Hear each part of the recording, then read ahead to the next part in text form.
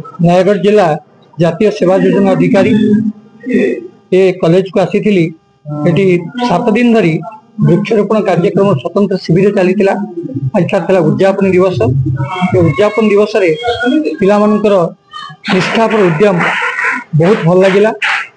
300 ऊर्ध्व गछ लगे सतरे एक इतिहास परिवेश को एक नूतन वार्ता दूसरी कि आजिकल का समय रे जो प्रकार नष्टभ्रष्ट समाज परिवेश जो असंतुलित अवस्था पड़ी सुधार जो उद्यम निश्चित भाव में प्रशंसनीय। रघुनाथ जीव डिग्री महाविद्यालय तृतीय वर्ष तृतीय वर्ष छात्र अटे। मोर नाम अमरनाथ दास अटे। आम रघुनाथ जीव महाविद्यालय गत 7 दिन धरी आमर स्वतंत्र वृक्षरोपण शिविर अनुष्ठित होती, जो आम बादभूई किशोर प्रसाद एवं कुंभारपड़ा एवं तथा अन्य गणिया परी ग्राम अनुन्नत ग्राम मानक गछ लगाई आमर वृक्षरोपण कैंप को सफल करने चेष्टा करूँ। आमर अंचलवासी मैंने आमको स्वतंत्र भाव साहाय्य कर आम एड्स एवं रेड क्रॉस तथा आमर सड़क सचेतनता संपर्क में लोक बार्ता देचु। आशा कर आगामी दिन में एनएसएस लक्ष्य सफल। प्लस 2 फर्स्ट ईयर प्रथम वर्ष छात्री श्री रघुनाथ जीव डिग्री महाविद्यालय छात्री। प्रथम आम जो 7 दिन कार्यक्रम चलू स्वतंत्र वृक्षरोपण शिविर से भाग नहीं बहुत खुशी अच्छु एवं बहुत प्रकार अनुभूति पाइछु।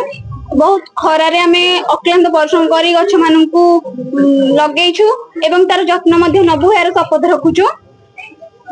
जेहेतु यहाँ अच्छी माँ गछटे से कहि आम माँ भली गछ को जत्न करूँ एवं तार जत्न नबू। श्री श्री रघुनाथ जीव डिग्री महाविद्यालय मुझे वरिष्ठ अध्यापक पूर्वतन अध्यक्ष पूर्वतन एनएसएस कार्यक्रम अधिकारी। स्पेशल मेगा प्लांटेशन कैंप 6/9/25 रु 12/9/25 पर्यंत अनुष्ठित हो जाइए। पिलामाने 300 चारा रोपण कर विशेषकर आनंदित मु निज तत्वावधान 50 गछ मो गाँव में लगे तार दायित्व नेबी ताकू बंचेबी एवं परिवेश सचेतनता सृष्टि करी एवं एक पुनश्च पृथ्वीर आह्वान जहाँ वर्तमान विश्वस्तर में जातिसंघ एक चिंतार विषय होइछि। आम महाविद्यालय शिविरार्थी माने यहाको सफल करिवारे निश्चित भाव में गोटे गोटे गुंडुचु मूषा भली कार्य करछंती।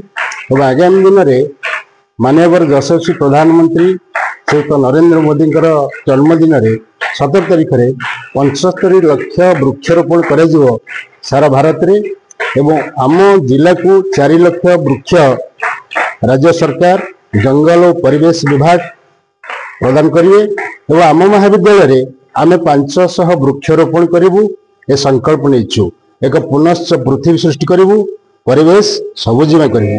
धन्यवाद।